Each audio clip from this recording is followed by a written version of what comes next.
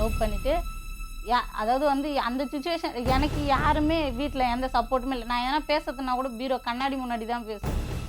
எதனா சந்தோஷனாலும் அதுக்கிட்ட தான் என்னோடய பீரோ கண்ணாடி கிட்ட தான் நான் ஷேர் பண்ணுவேன்.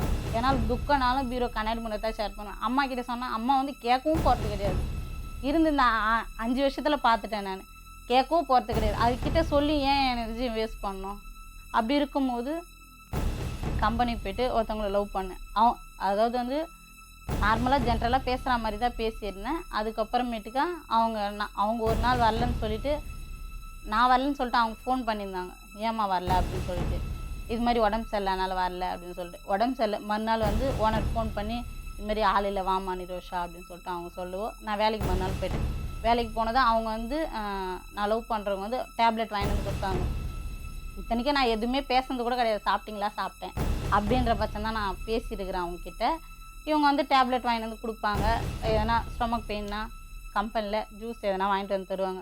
இந்த அக்கறை எனக்கு ரொம்ப பிடிச்சிருந்துச்சி. யாருமே அக்கறை காட்டுற விதத்தில் காட்டல. அவர் கல்யாணம் ஆயிடுச்சா? இல்லை ஆகலை. பிடிச்சிருந்துச்சி. அதுக்கப்புறம் நான் லவ் பண்ணியிருந்தேன். 2 வருஷமாக லவ் பண்ணியிருந்தேன். ஃபோனில் பேசியிருந்தேன். அப்புறம் ஃபோனில் பேசுறதுக்கும் சண்டை வரும். வீட்டில் சண்டை வரும். நான் ஓப்பனாக சொல்லிவிடுவேன். எனக்கு உன்னா கூட வாழ பிடிக்கல அப்படின்னு எங்கள் மாமா கிட்ட எத்தனையோ வாட்டி சொல்லியிருக்கிறேன். நான் உன்னா கூட வாழ பிடிக்கலன்னு சொல்லிட்டு தான் நான் வாழ்ந்துருக்கிறேன். இத்தனைக்கும் எங்கள் அம்மா சொன்னாங்கன்ற ஒரு காரணத்துக்காகோசம் தான் வாழ்ந்துனுக்கிறேன். இல்லைன்னா நான் இருக்க மாட்டேன். நான் பண்ணுறது தப்பாகவே இருந்தாலும் என் மனசு நியாயமாக படுது அப்படின்னு சொல்லிட்டு நான் ஓப்பனாக சொல்லிவிடுவேன். அதனாலேயே மோஸ்ட்லி சண்டை வரும். ஃபோன் பிரச்சனைனால தான் நான் அவர்கிட்ட ஃபோன் பேசுகிறேன்ட்டு வீட்டுக்கு தெரிஞ்சிச்சு. தெரிஞ்சுட்டு இங்கே வந்துட்டேன் நான் அம்மா வீட்டுக்கு வரமாட்டேன். அம்மா வீட்டுக்கு வந்தாலும் நான் அக்கா வீட்டில் தான் இருப்பேன். அம்மா வீட்டில் இருக்க மாட்டேன். அப்புறம் நான் லவ் பண்ணுறவங்க ஃபோன் பண்ணியிருந்தாங்க. இதுமாதிரி சண்டை அப்படின்னு சொல்லிட்டு நான் சொல்லியிருந்தேன். ஸோ அப்புறம் சரி அப்படின்னு சொல்லிட்டு அவங்களும் சரி நான் ஏற்றுக்கிறேன் நீ வா அப்படின்னு சொல்லிட்டு அவங்க சொன்னாங்க.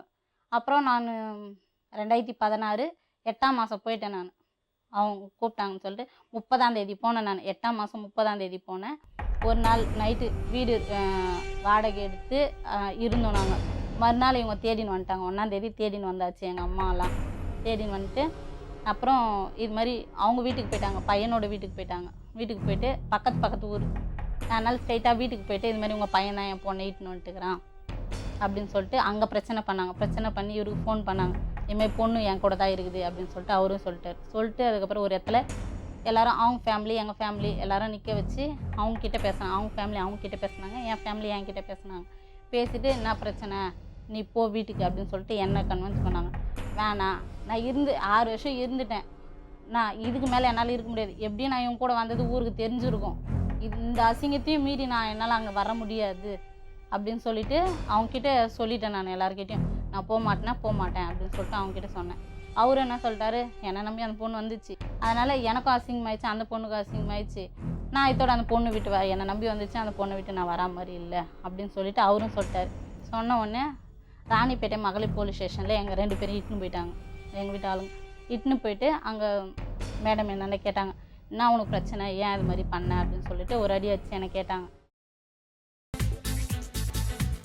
புதினா போண்டா தேவையான பொருட்கள்: புதினா 1 கட்டு, பாசிப்பருப்பு 100 கிராம், துவரம் பருப்பு 50 கிராம், உளுத்தம் பருப்பு 2 தேக்கரண்டி, கடலை பருப்பு 2 தேக்கரண்டி, பச்சை மிளகாய் 2, இஞ்சி சிறு துண்டு, தேங்காய் துருவல் 1 கப், சீரகம் 1 தேக்கரண்டி, எண்ணெய் தேவையான அளவு, உப்பு தேவையான அளவு.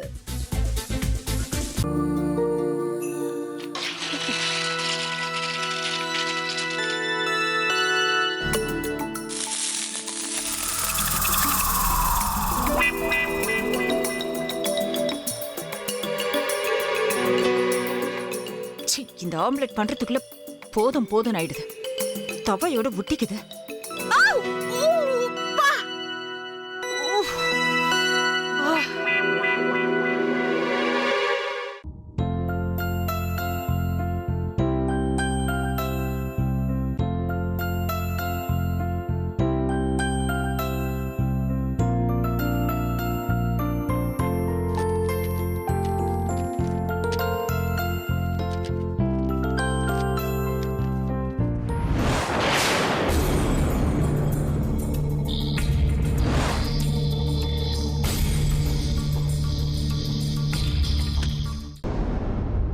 அமிர்தா இப்ப என்ன பண்ணிக்கிட்டு இருப்பாங்க? நாளைக்கு எல்லாரும் சேர்ந்து அவங்க வீட்ல பொண்ணு கேட்கறதுக்காக போறோம். என்ன மாதிரி அவங்களும் ரொம்ப எக்ஸைட்டா இருப்பாங்களோ? ஆ, அதான் ஃபோன் நம்பர் இருக்கே, ஃபோன் பண்ணி கேட்டுடலாம்.